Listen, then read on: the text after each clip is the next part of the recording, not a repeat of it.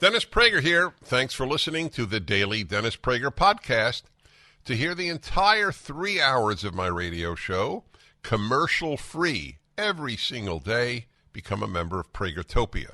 You'll also get access to 15 years' worth of archives, as well as the daily show prep. Subscribe at Pragertopia.com. Well, hello, everybody. Dennis Prager with you.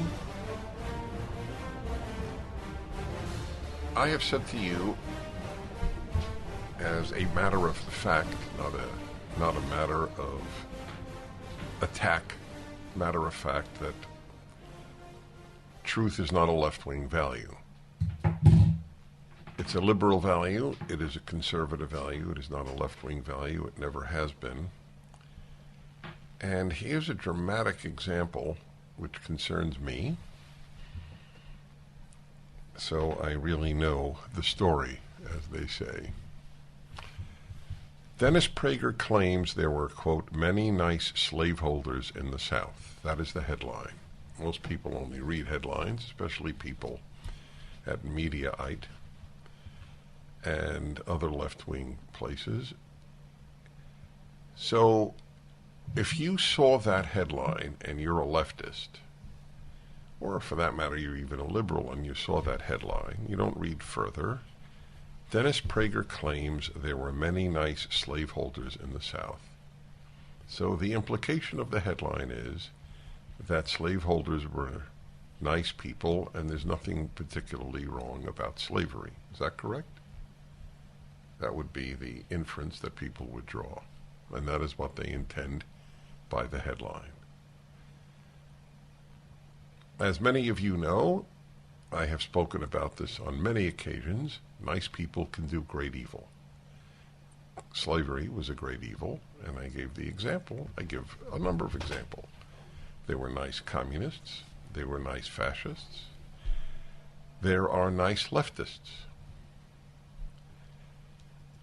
And there were nice slaveholders. Because, as I point out, the human being is morally complex. There are macro values and there are micro values. You could take care of your family and your friends and be honest in your business dealings and support an evil like slavery. This is way too complex for the people who read Mediaite. There were 1,700 comments. We told you that Republicans support slavery. That is the gist of it. It is very difficult to know how this divide between morons who have no intellectual honesty and the rest of the country can ever be fixed. Given that colleges intend to produce morons of the left, so it's quite remarkable. One guy in all of this, because people who love truth don't go to Mediaite. One guy in all of this decided to say, well, wait a minute. If you read the thing or if you listen to him, he says slavery is vicious. And that's it. It's like somebody going into a math class. No. 2 and 2 is 4. The people at Mediaite probably sleep well, which is they prove another theory of mine, the ease with which the conscience can be manipulated to support evil. That's it. That's what it proves. That's why it's so difficult to make a good world, because the human being, human nature is not good, as I have pushed all of my life as a basic understanding of the human condition, and the ease with which the human being can make peace with doing what is wrong, with lying, etc., is so easy. The greatest cause of evil, however, certainly in the last 100 years, has been ideology. Not individual psychopathology. Not even every psychopath does terrible things. They're known. What the psychopath is the individual whose conscience is dulled. In that sense, I guess there is a psychopathology involved in leftism, because the conscience is dulled. This is the first thing I knew about the left when I was in high school, because they were not against communism. Liberals were, and conservatives were. Leftists were not. And I knew then I could never, ever be a leftist. I didn't make the leftist-liberal divide as consciously as I now do. I repeat, of course, liberals are a great example of nice people who do terrible things by voting for the left. And I know them well. These are really nice people. They would give you the shirt off their back. Not every liberal is a nice person, but many of them are. There are two forms of decency in the human condition, macro and micro. I said that in the snippet that they put out, but is not in the headline. There's macro values and micro values. There are people with good macro values who are not nice. I don't assess whether people I don't know are nice, generally speaking. But certainly Donald Trump, a lot of people think he's not a nice man. Fine, he's not a nice man. But what matters for President of the United States is not whether the person is nice, it's the person's macro values. And the good that he did for this country and for the world, it was unprecedented since Abraham Lincoln. He was that good of a president. But there's no moral wisdom on the left. Mediaite is a perfect example of the dishonesty of the left and the lack of moral wisdom. I played for you the Young Turks for an hour yesterday, the third hour of my show, this big left-wing podcast, where they spent quite some time. How much did they spend? 15 minutes? It was 10 minutes? And it took the whole hour because of my commentary. Yeah, okay. On my article about the disproportionate amount of damage done by women in our society, the hysterical reactions on Wanket, a big feminist site, feminist leftist, I don't know if the non-leftist feminist site, only confirmed the thesis of my piece about what my male-female, our topic was yesterday, that we know that boys have to be taught to control their natures, but we don't know that girls do. Otherwise, emotions get the better of them, and that is what is happening in the production of all these very sad, very, very sad kids who say, especially girls who say they're boys. On the Young Turks, I was told to shut up about my opposition to 18-year-olds having their breasts cut off and uteruses removed. Perfectly healthy people. The left's mutilation of young people, by young I don't mean minors, well they do, but the hormone blockers are started at 12 and 13 years of age. This is an equivalent to the clitoridectomies that are done in some parts of the Muslim world. Girls have their clitorises removed. So the next time you condemn, and you should condemn, clitoridectomy, just remember what we do to girls in the name of, what is it in the name of? It's an interesting question. In the name, they won't say wokeness, that's the term we use. So what is it in the name of? I am a surgeon, you're 18, you're perfectly healthy. Until now, I've only removed the breasts of women who are suffering from breast cancer. But you're perfectly healthy, say you're a boy, and for the proper fee, I will remove your breasts. In the name of, what fill in the blank? It would say something like psychological health, in the name of psychological health. You may be right. But I need an equivalent to those who do it to girls in the name of Islam. Remember, when people leave Judaism and Christianity, they don't leave religion. They invent secular religions, which have done incomparably more damage. Communism murdered 100 million people and enslaved more than 1 billion, maybe 2 billion. Yes, it's slavery communism, which doesn't bother the left because it's not racial slavery. It's progressive slavery. That does not bother the left. The fight for a good world never ends. The Fed is unstable. Interest rates could go up at any moment. If you're relocating and need to buy a new home or invest in real estate, get fully underwritten and approved with Andrew Del Rey and Todd Avakian at Sierra Pacific Mortgage before you make an offer. Their fast-track approval process will allow you to compete with cash offers, whether you're buying today, tomorrow, or a year from now. Even though housing prices are stabilizing or coming down, economic uncertainty, supply chain issues, and limited construction means the real estate market is limited and competitive. Go to andrewandtodd.com. That's andrewandtodd.com right now. Get fully approved today and have confidence so that when you're ready to buy, you'll have the money ready to go. Don't wait. Go to andrewandtodd.com. Lock in today's still historically low rates. Go to andrewandtodd.com. That's andrewandtodd.com. Hello, my friends.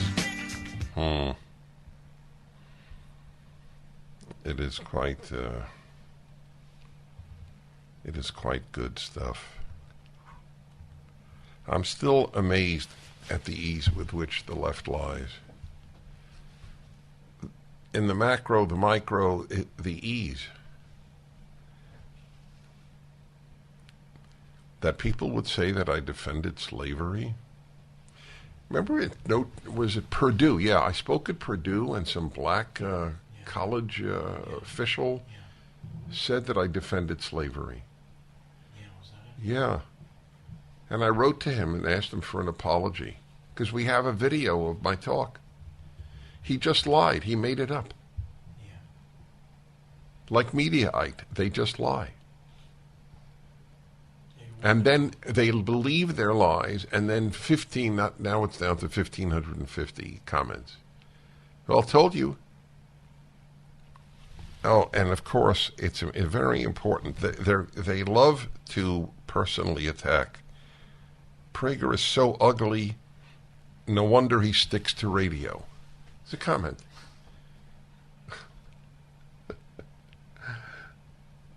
Wouldn't you I would pay money to have that person come into the studio, and I would interview them. I wouldn't even debate them. You think I'm ugly? Fine.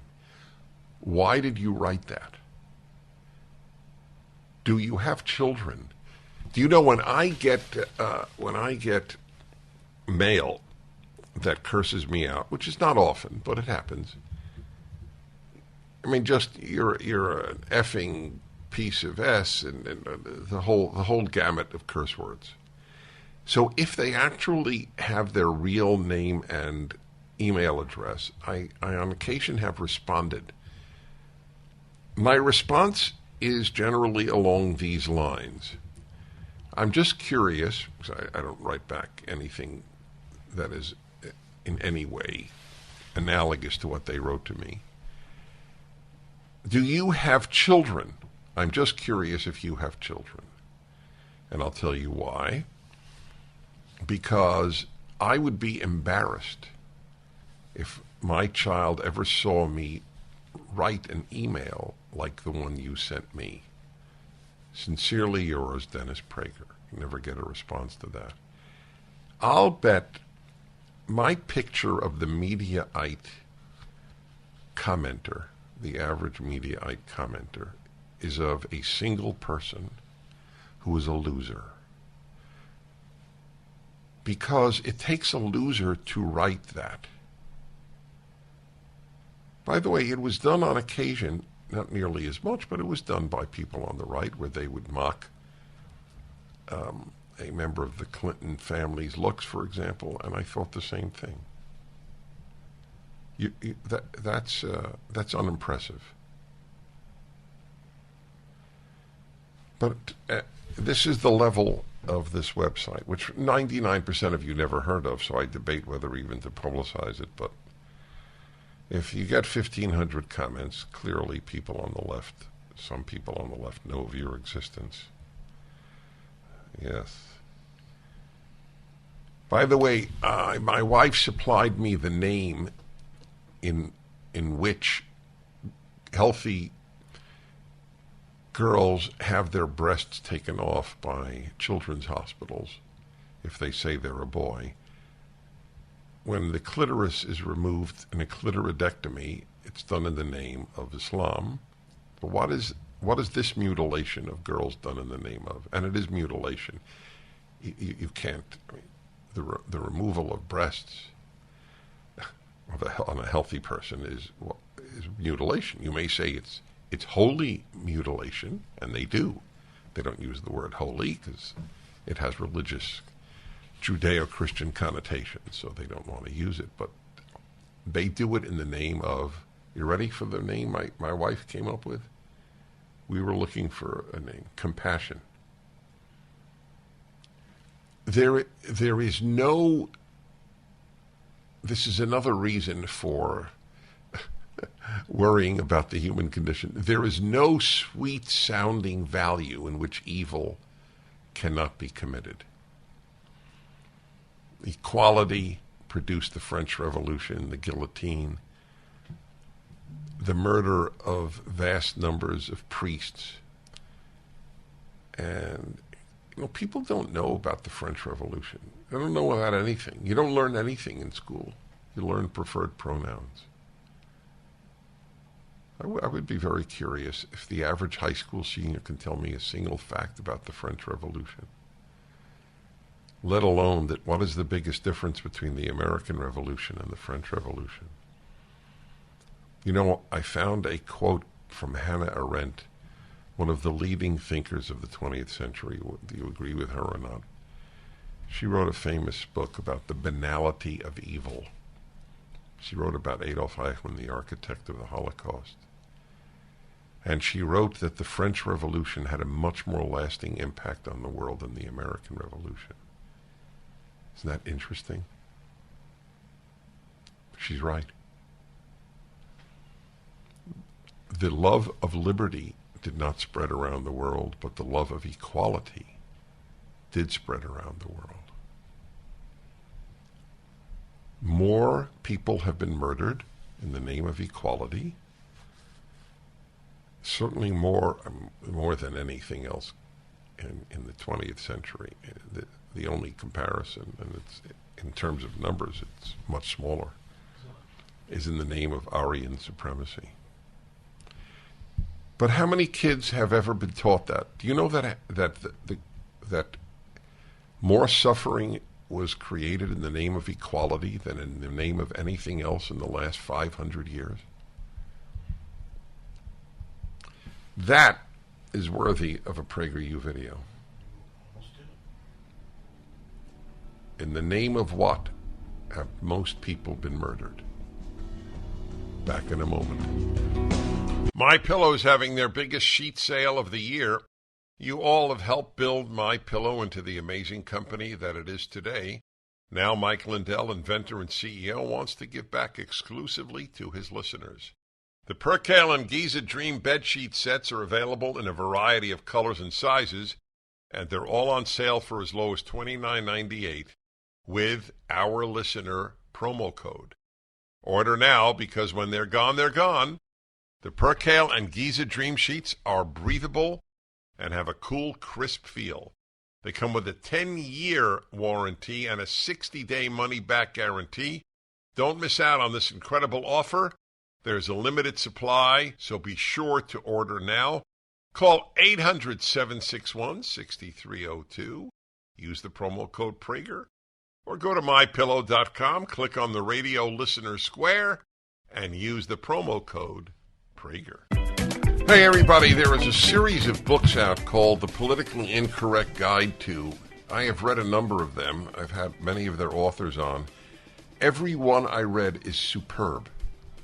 I really salute the people who edit this, who created it. It's Regnery. I salute them.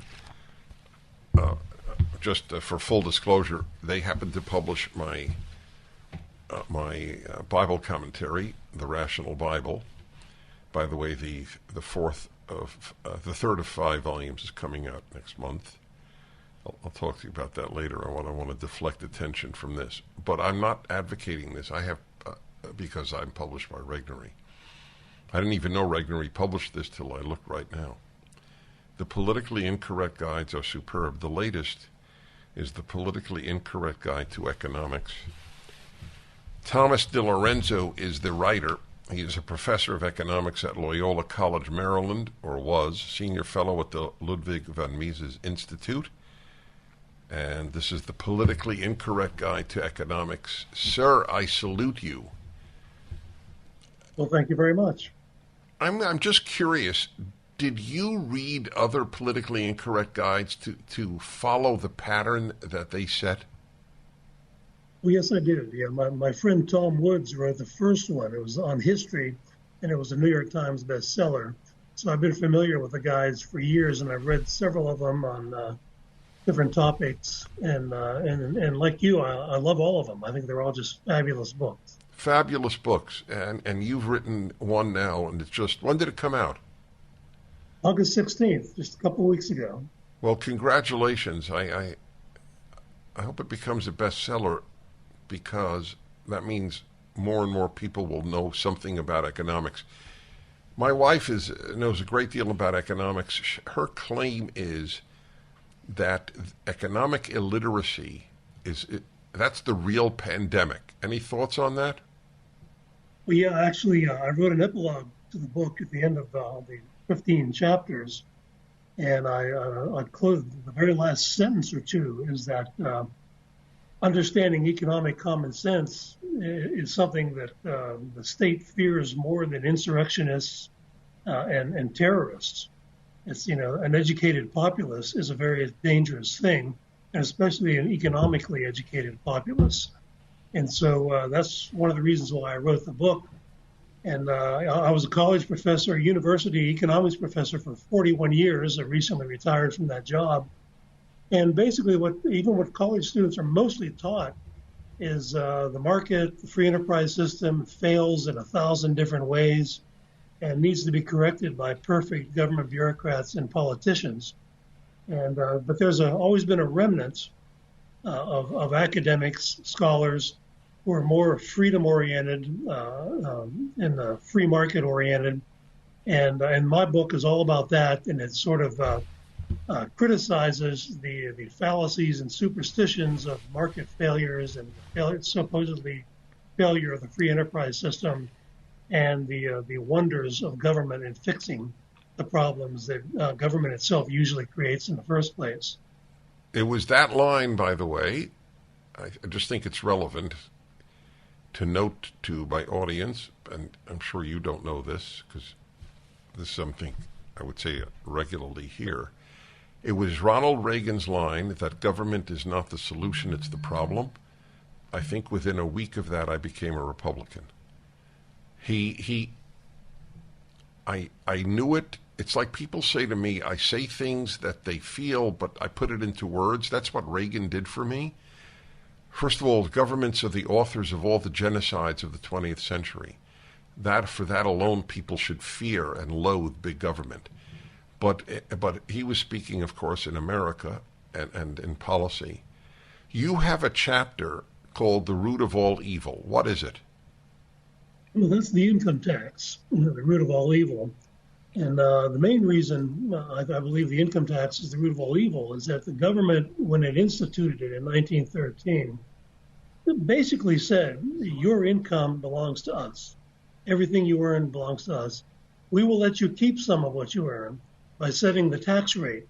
But the implicit assumption is that we now own your income. Good. Hold on there. Another way of saying you're basically enslaved. Professor, back in a moment. I want you to continue that thought. The Politically Incorrect Guide to Economics. It is up at DennisPrager.com or order it anywhere you want.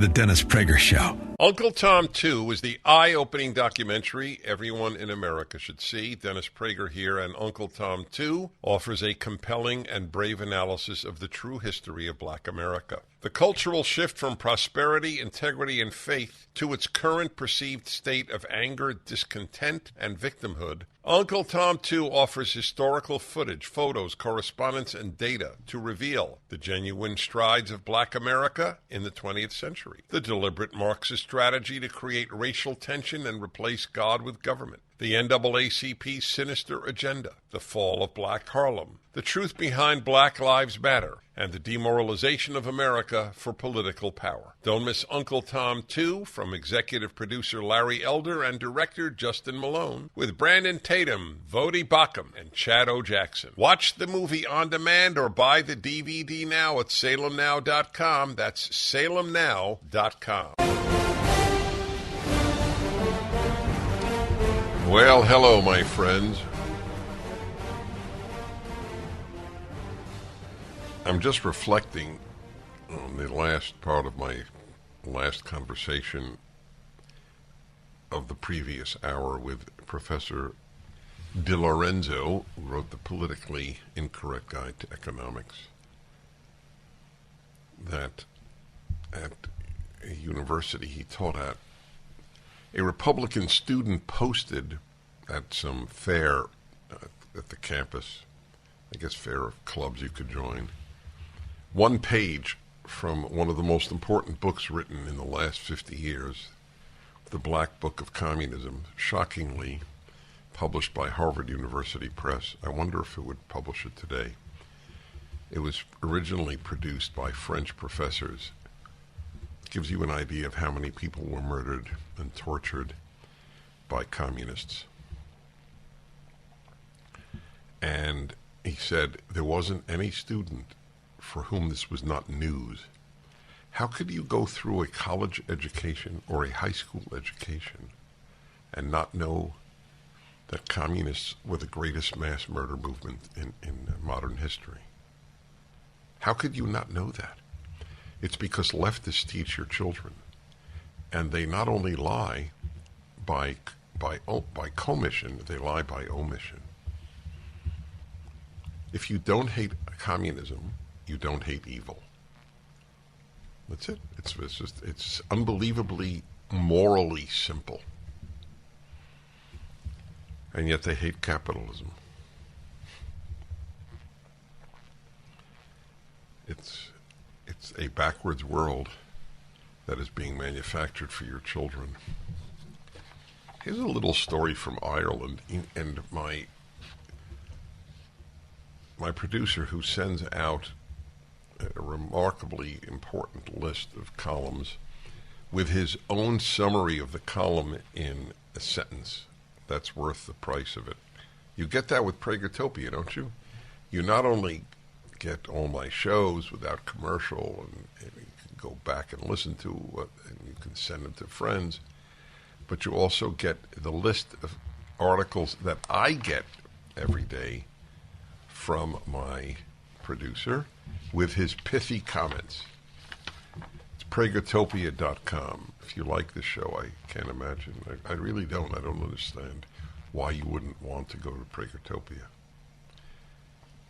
It's not. I'm not being hard on you. I'm just thinking aloud. Irish teacher suspended from school, jailed over transgender pronouns flap. New York Post. So he wrote, why is this happening in English-speaking countries? It's a point that I've made on a number of occasions. U.S., Canada, New Zealand, Australia, they lead the world in suppression of speech in the name of nonsense, of dangerous nonsense, I might add. The French aren't doing this. The French don't have preferred pronouns. The Norwegians don't have preferred pronouns. The Israelis don't have preferred pronouns. Mexicans don't. You think there's one Mexican who says Latinx when speaking English? Latinx. New York Times uses Latinx. it shows you the descent of the New York Times into the gutter. A teacher in Ireland has been suspended from work and then jailed for contempt of court after he refused to use the correct pronouns to address a transgender student. Enoch Burke was arrested on Monday for violating a court order barring him from teaching at Wilson's Hospital School in Westmeath, or even being present there.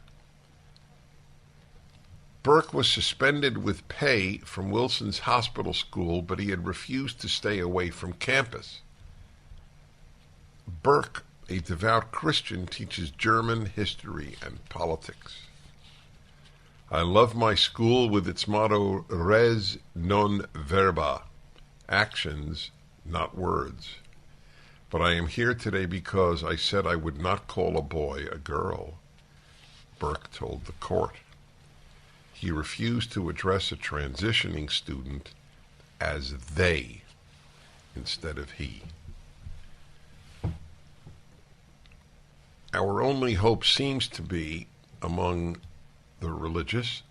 Most religious are as sheep-like as the secular, as you saw with the churches and synagogues, shutting down because the secular authorities told them to.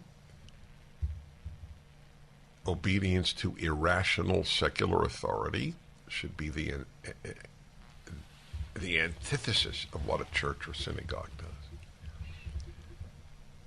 This was a very telling moment, and I asked, who was it that I asked? Oh yes, Mark MacDonald, the psychiatrist I had on earlier this week, who is a great thinker and a courageous man. He has a sign up in his office that if you wear a mask, he won't treat you. So you take off your mask if you want to be a patient of Dr. MacDonald. And I asked him a question that has plagued me for the last couple of years. Do you really know someone until they are tested? It's a very, very difficult question. And his answer was emphatically, no, you don't. You don't know yourself, I guess.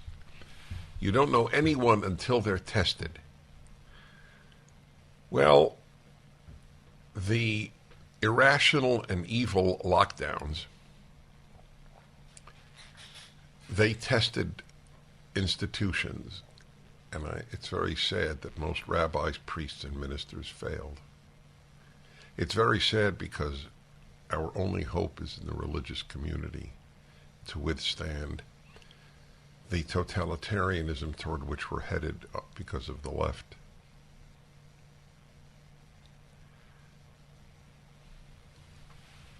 And this man is religious in Ireland.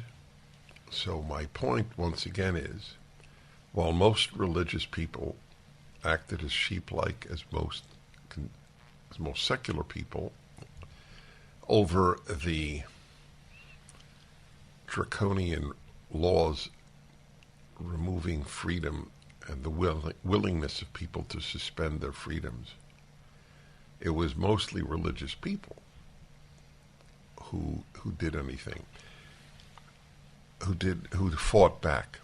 So let me tell you something very dramatic.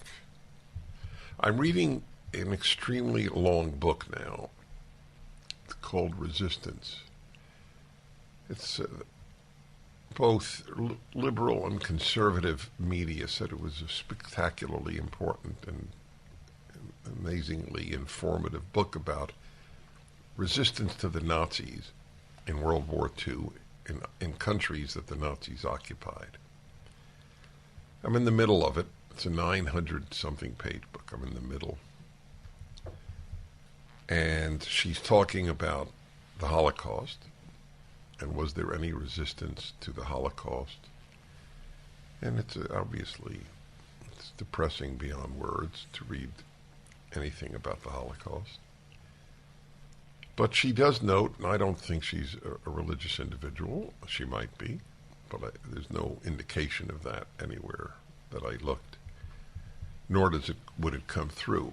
But she, in passing, this is the record of the church, as I understand it, during World War II. The highest echelons had vestiges of anti-Semitism, and the Pope did not speak out much. However, the little help that Jews did get was overwhelmingly from religious Christians. So we have the same thing going on right now. We're not in the Holocaust. I'm not making a parallel to Nazism. I'm only talking about numbers. Most religious people are not particularly courageous. But among the courageous is a disproportionate number of religious people. Is that clear? I really want that to be clear. We are seeing that fact, or have seen that fact, just now in the United States of America. Hi, everybody. Dennis Prager here. I have two terrific guests. These people I adore. Before I introduce them, just a news item. Queen Elizabeth just died. And like when a person dies at 96, the exact age my dad died, you certainly say they led a full life. But my sadness is not that I feel she died prematurely. She obviously didn't. My sadness is that a great woman died. The dignity that this woman had every day of her reign is something I think I will miss. I'm not sanguine about her son. Sanguine is a fancy word for optimistic. Anyway, may she rest in peace. She bore the crown of England with great dignity. So I don't know how long I know Anne McElhinney and Phelim McAleer. I think 100 years. I think it was the last king of England, wasn't it? Yeah, that's right, exactly, yes. We were at the funeral. We met at the funeral. I got to know you because of your fracking film. That's right. Yeah. Which is still magnificent. People, what is the name of it? Frack Nation. Frack Nation. All of you should see that. Oh, God. It's so brilliant. Oh, thank you. And Everything you guys do, and then, of course, you're the movie that actually, which is not common for me, brought tears to my eyes, which you saw because I saw it in at your place. And that was, what's his name, the doctor in Philadelphia? Gosnell. Gosnell. And now they have a brand new movie out. It's called My Son Hunter. I watched it last night. My wife and I were riveted. The dogs were riveted. I couldn't believe it. They had never watched the movie till. You guys really know how to make movies. So I said to you, it was tongue in cheek. And Phelim said to me, yes, it's absurdist. What was the next word? Absurdist comedy. Absurdist comedy. A perfect terminology. Because the only way to handle the Hunter Biden thing is absurdist. Yeah. So so you will learn an immense amount in an extremely entertaining way. That is the best way I could put it. And that's why I'm having the two of you on. So it's fascinating, you made the movie in Eastern Europe. Yes. Why did you do that? COVID was part of it, right? COVID was part of the reason. But I suppose for someone to tell Hunter Biden's story, you need lots of strip bars and beautiful women, and Eastern Europe has plenty of those. Good reason, yep. Hunter Biden did a lot of his dodgy dealings in the Ukraine, so we needed an East European feel to the place, and you do catch that in the movie, I think. Also, we didn't want to hire a venue in Oklahoma, in a city in Oklahoma or in a city in LA, and arrive and turn out to be a protest, or the owner has cancelled, or the city has cancelled the permit. So there'd be less political interference, we felt, on a micro and a macro level. We'd be able to do our thing in this closed environment, we thought. And then Hunter Biden's lawyer infiltrated the set posing as a documentary filmmaker. Is that right? Yes. Oh, yeah, he flew in a private jet. And he is a documentary filmmaker and said, I'm making a documentary. He was on the set for 3 days, interviewed everyone, filmed constantly. It only emerged now that he's actually Hunter Biden's lawyer and was there collecting information for Kevin Morris. Kevin Morris. Hello, Kevin. He lives here now, up in Malibu. Yes, up the road. Yeah, why did he show up?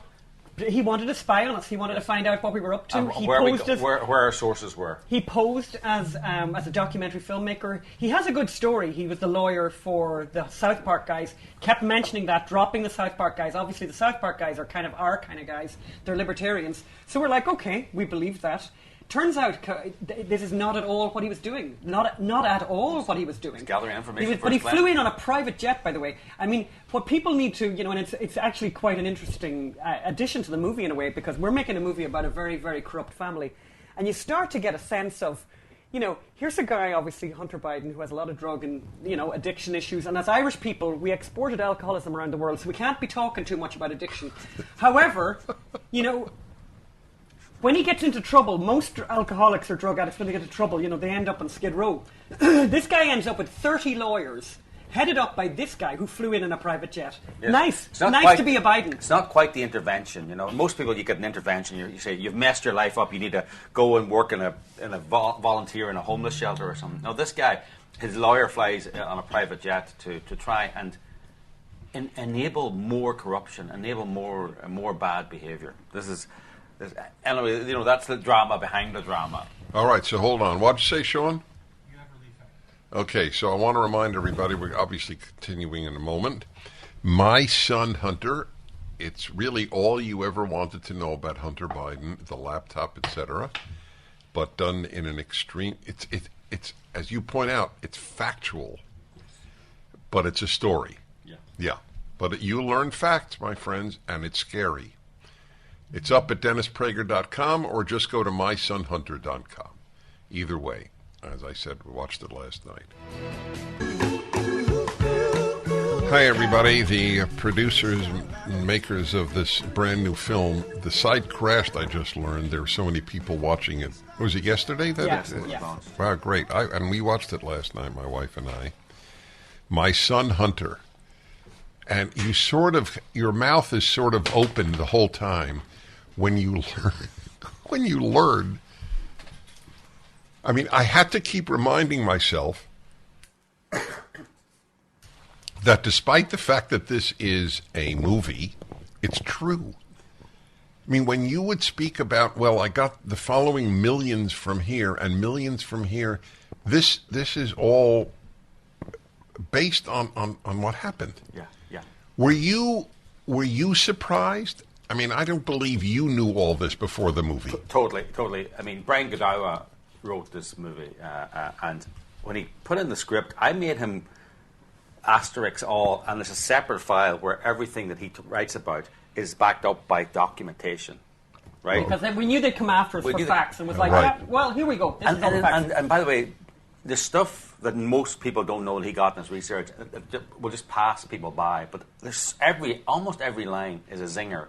Because it's true, and I suppose this is one of the reasons maybe Breitbart, who are distributing it, this is their first movie. This is why they got involved, because it's true, right? So it goes into their mission, goes into Andrew Breitbart's mission of getting the culture and influencing politics and telling the truth. And Andrew was a great believer in truth. So Breitbart, they came in, they're pushing this out, they're distributing it, and I mean, he got $3 million from the mayor of Moscow's wife, and he doesn't really know why he got it for consulting, as we put, Yeah, I remember that. In a rather racy way. But that was Robert Davi. Robert Davi, he's amazing. He's the director. He took our rather journalistic script, right, or factual script, but entertaining. And he just jumped it up a couple of levels every time. All the good stuff. Off the top of your head, just name a few of the sources and how much money was involved with Hunter Biden. I don't think almost nobody knows this. Well, for example, one of the things that I think is extraordinary, so $83,000 a month from Burisma, the energy company in Ukraine, $83,000 a month for 5 years. And I make the point about that. And here's a guy, in his book, during that same period, in his book he says, he smoked crack cocaine every 20 minutes. He said that. In his book, he said that. And you know, lots of your listeners, by the way, are on the board of different companies or whatever, or they're running a company, and you know they've employed people who are addicts. Of course they have. Many times it's happened to people. It happens. You don't keep them going for 5 years. You don't give them $83,000, and the reason you don't is because they don't bring anything to the table. This guy brought something to the table, and he wasn't bringing his intellect to the table because or his knowledge of energy or Eastern Europe. Yeah, exactly. I mean, right. So that's 83,000 a month from Burisma. What else? 3.5 million from the mayor of Moscow's wife. He was part of a 1.2 billion private equity fund in China, partially owned by the Chinese government. He was had a meeting with one of the Chinese, and they just gave him and his uncle. Here, you take that. $100,000 on a credit card for a bit of spending. You know, but I mean, Dennis, that happens to you the whole time. You know, we all have that happening to us the whole time. You know, you meet somebody and they say, look, there's a wee bit of spending money for you now. 100,000. And then the other thing that they gave him, the Chinese, was they gave him a diamond worth over $80,000. But sure, doesn't that happen to you? 3.6 carats, I think. Every time he goes anywhere, this fella, Dennis, he's constantly, so the wife is always complaining. The diamonds are all over the place. They're always throwing diamonds at her. Isn't that right? Exactly. So this is... everybody understands it's done because of who his father was, the Vice President of the United States. Yes. And then the father claimed he never talked about any of this with his son, which you feature that in the film as well. Yeah.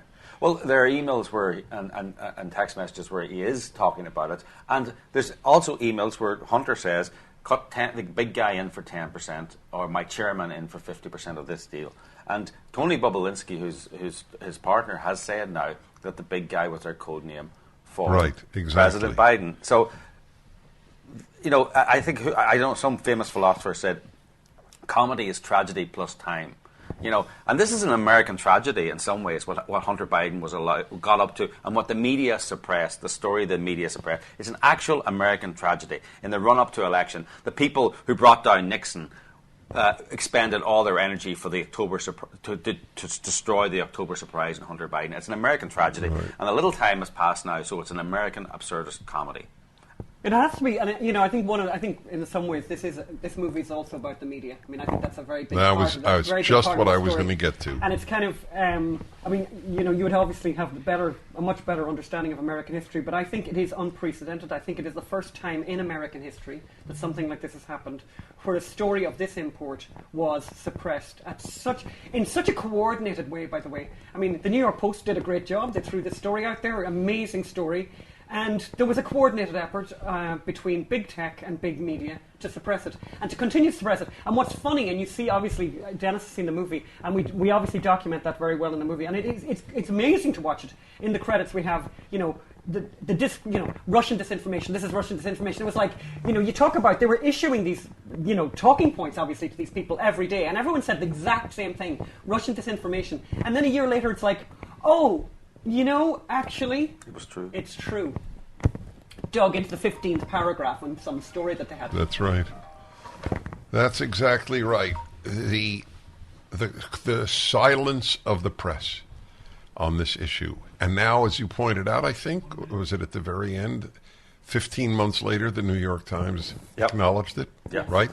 You have a postscript in your film. And it's, you know, it's important to have that at the end, so people, they're watching this absurdist comedy, they're laughing, they're learning a little, and then they're saying, my God. It's all true. It's all true, and we have some scenes of Joe Biden speaking about China being a great country, and then we show at the end, this is actually based on an actual speech he gave, and how then the other thing about how he brought down the Ukrainian prosecutor, protect his son, and was proud of it. Yes. Boasted, yes. I mean, all right, I want the people to go to your film.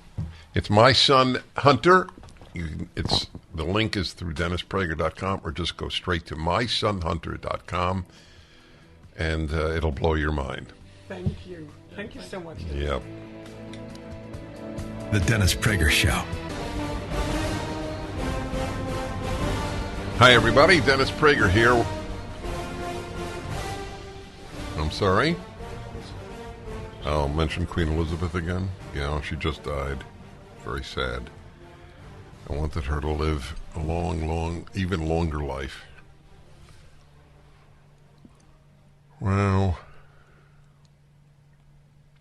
as I said, making the announcement last hour, she wore the crown with such dignity.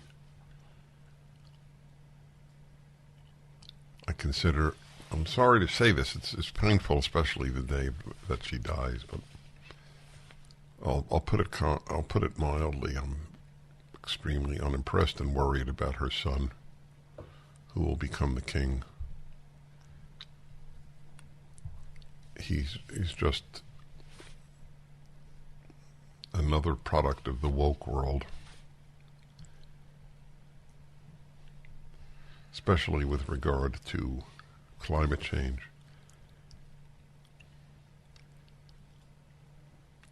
The ruining of the world by the left today is so dramatic.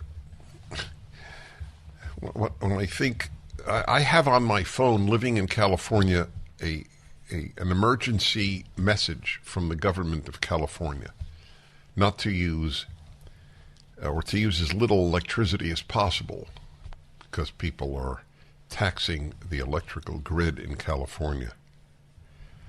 One of the richest places on earth is California, and we don't have enough electricity during a heat wave, as people won't have it during a cold wave in the winter. It is all 100% due to the left. Ruin people's lives in the name of computer models with regard to the temperature by the end of the century. You notice they don't say now every 12 years. We have 12 years left, as Al Gore said in 1990. And when essentially nothing happened, that was that damaging in 2002. Well, 12 more years. Then 2014, nothing happened essentially. So they've stopped the 12-year message. It's now by the end of the century. So you can ruin people's lives now so that we have wind and solar by the end of the century. In my opinion, the odds are overwhelming that the alternate forms of energy used by the end of this century will neither be solar nor wind, certainly not wind. So here's a Daily Mail piece today.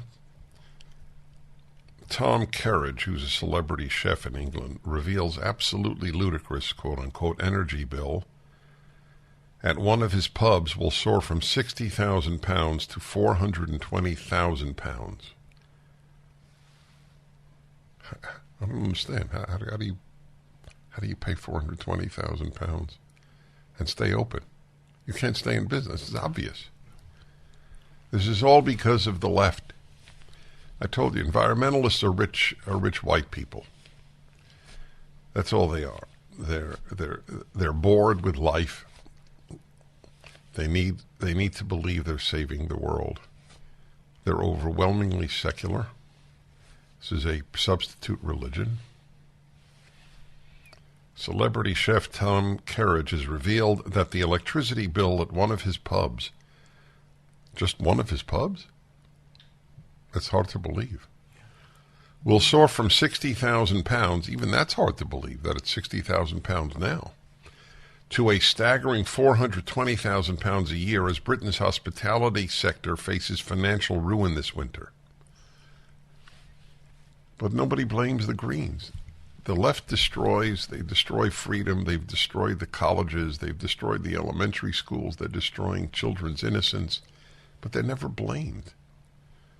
Without the left, there would be such calm. We wouldn't have had the 2020 violence, the gigantic demonstrations over something that essentially is non-existent. Police brutality against black people and white racism. It's a made-up world, do you understand? They live in a make-believe world, and they're ruining the real world because of their make-believe world. Mr. Carriage, who owns 3 pubs based in Marlow, Buckinghamshire, or Shire, said he has been quoted a rise from £5,000 to £30,000 a month at one of his businesses. He said the quote has come from his existing electricity supplier for when the contract ends in December, and worries because many of his appliances use electricity. Many British pubs are reducing their hours and closing down. You know what the social life of a society, when it revolves around, let's say, a pub, the quality of life issue, like masks? The fools and liars who kept telling people to wear masks and 2-year-olds to wear masks. There was never a consideration of what effect does it have on the society's quality of life when you cannot see people's faces, when people cannot see your faces. That is a huge price. You better damn well have a really good reason to impose it. Many British pubs are reducing their hours. Landlords are reporting 400% increases in the price of their bills. Does even this in the Daily Mail note that this is because of the Greens? Do the people understand why this is happening?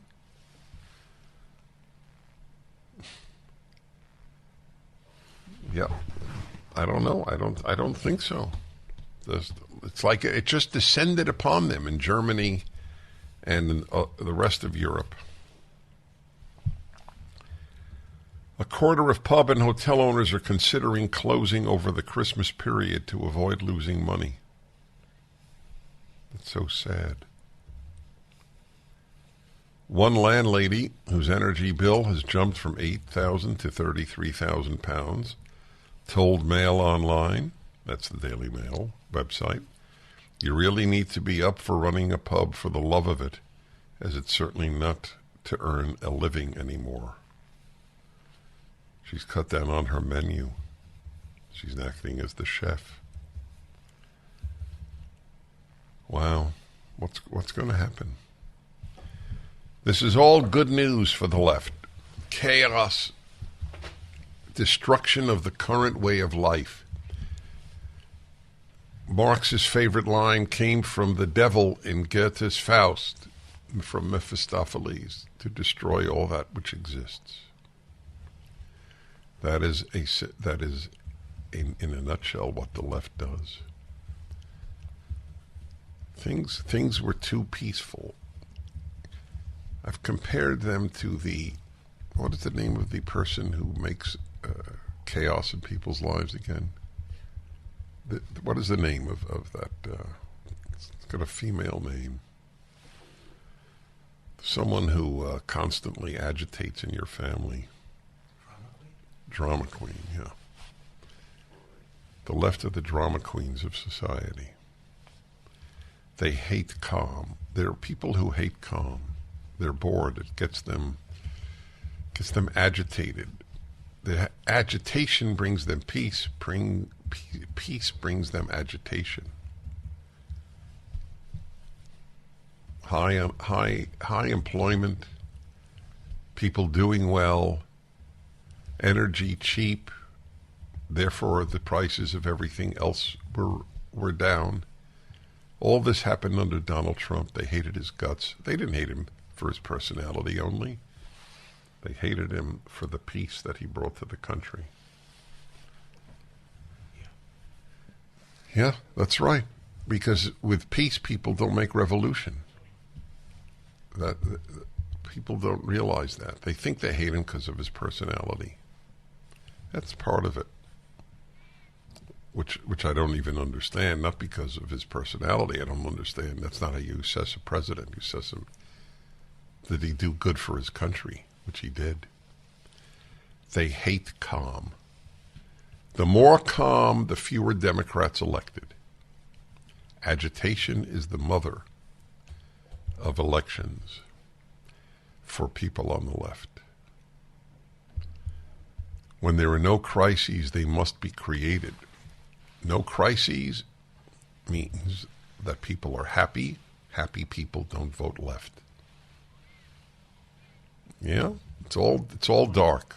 It's all truly dark. Happy people don't vote left. The trick is to make ungrateful people, and therefore unhappy people, angry people at America. Then we get votes. Tenafly, New Jersey, and Stanley. Hello, Stanley. Hi, Dennis.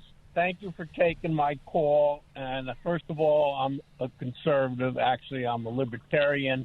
And the point of my call was to ask you why you lost so many friends over this political debate when more than half of my friends are to the left, and I haven't lost any friends because we really just talk about our health, our daily routines, our family, our history, our hobbies, and they know not to talk politics. I know not to talk politics because we know that we do not have a common ground. And it just, I read your happiness is a serious problem, and I read your Passover Haggadah, and yes, I don't want to be angry and upset about what's going on, but it's all part of life, and this has been going on for a long time. And my father was, may he rest in peace, in 1990 he was reading a newspaper, and I told him most of the stuff in the newspaper isn't accurate. And we took the newspaper and we broke it down, and back in 1990 a lot of the articles were not accurate. All right, let me ask you something, Stanley. Why do you think that I lost any friends in the last few years?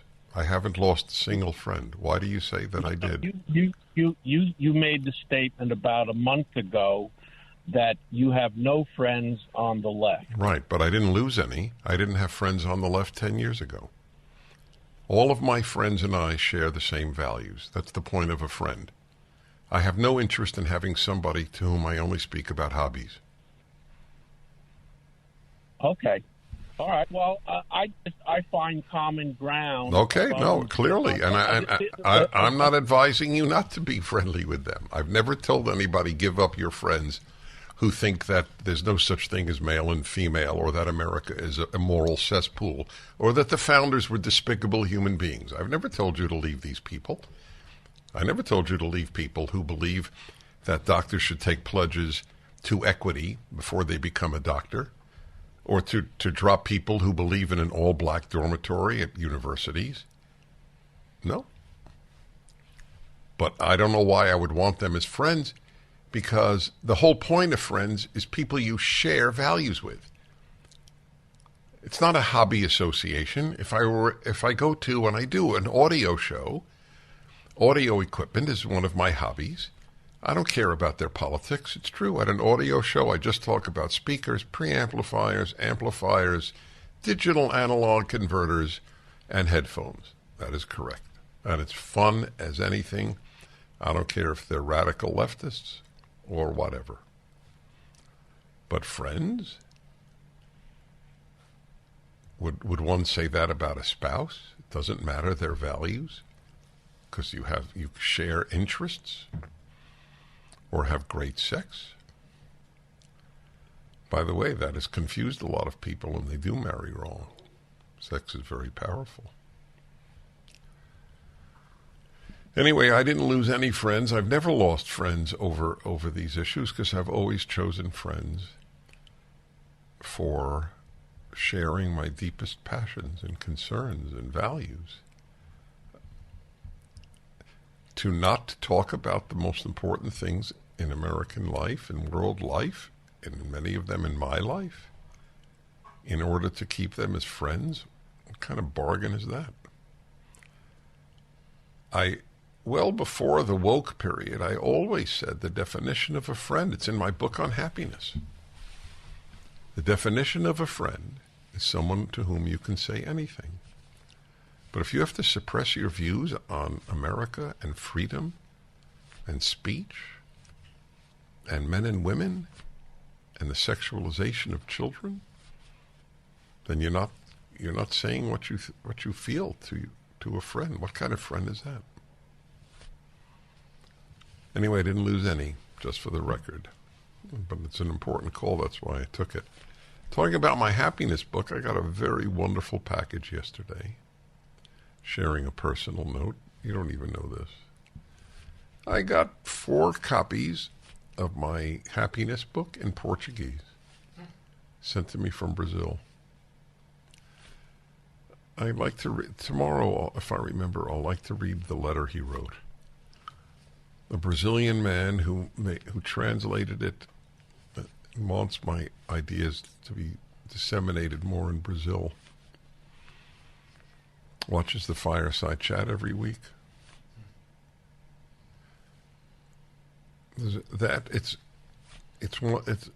I have to say, of my joys in life, seeing a book of mine in another language is up there.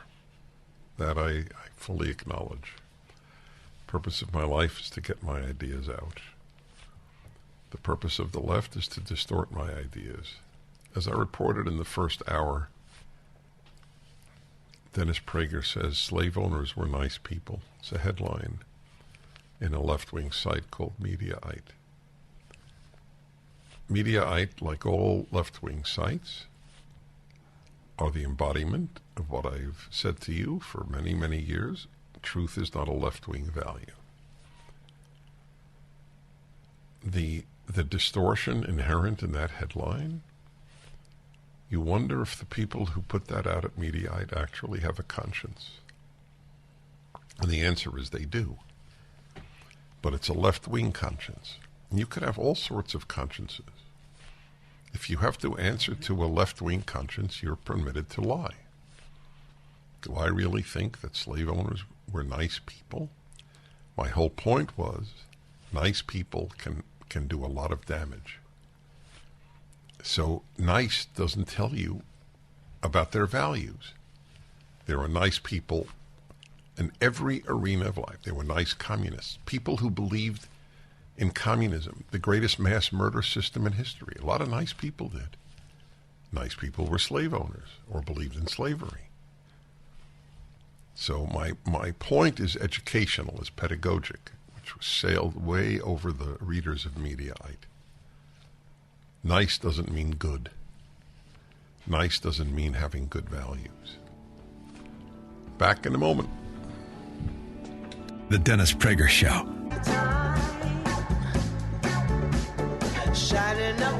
All right, everybody. Dennis Prager here. Okay. And let's see. Do we have my guest on? Yes, Nick Eberstadt, one of the important thinkers of our time, has a very important, short and to the point book, Men Without Work. And let's see. So the Men Without Work. So it says with a new introduction by Nicholas Eberstadt. So Nicholas, first of all, Nicholas Eberstadt, welcome to the Dennis Prager Show. Thank you so much, Dennis. So let me understand something. What does it mean, a new introduction? I didn't think that it was necessary to re-examine what had happened for the men without work in America up to 2016.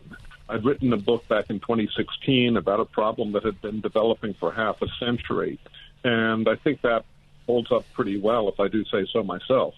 I did have to update the book for what had occurred since 2016, including the pandemic and the response to the pandemic and the strange new situation that we find ourselves in now with a labor shortage at the same time that the workforce has dropped in numbers.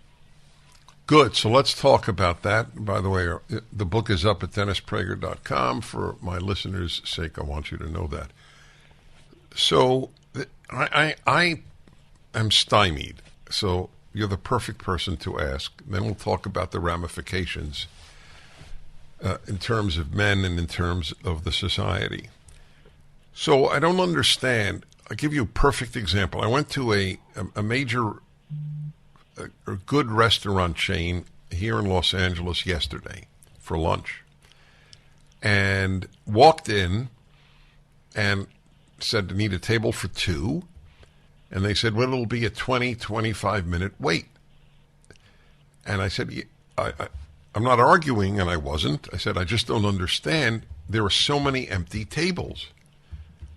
Why can't we sit at one of those tables? I said, the issue is not tables. We don't have enough servers. So they had empty tables and couldn't seat us because they didn't have enough waiters. Is that a perfect example? That is a perfect example, Dennis. We have an unprecedented peacetime labor shortage. We have 11 million plus unfilled jobs. Employers are begging applicants to apply. Workers have more bargaining power today under this so-called Great Resignation than at any time in my memory. And yet there are millions and millions of people who were in the labor force before the pandemic who are still sitting on the sidelines. Okay. So 11, you gave the figure of 11 million. What exactly does that mean? 11 million what? 11 million unfilled job openings that the U.S. Department of Labor, Bureau of Labor Statistics are tracking. And these are all over the country, in every sector of the economy. They're not all high-skill openings, needless to say.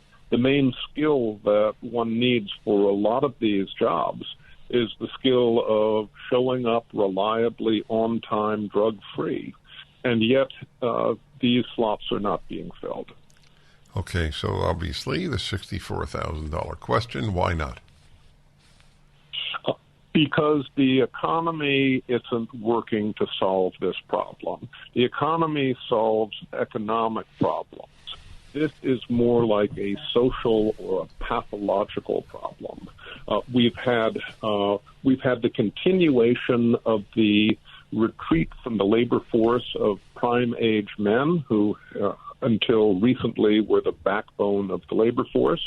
And now, in the post-pandemic era, we're seeing other parts of our society maybe start to get a little bit of this men without work syndrome. We're seeing older men and women who are really the only bright spot in the labor tableau for the previous generation. Their rates were rising and coming back into the workforce. And we may be seeing a little bit of the men without work syndrome for younger women as well. That's why we have a shortfall of millions of... So we need to talk about that. The book is Men Without Work. It is up at DennisPrager.com. I'll be back with Nick Eberstadt in a moment. Dennis Prager here. Thanks for listening to the Daily Dennis Prager Podcast. To hear the entire 3 hours of my radio show, commercial-free, every single day, become a member of Pragertopia. You'll also get access to 15 years' worth of archives, as well as the daily show prep. Subscribe at Pragertopia.com.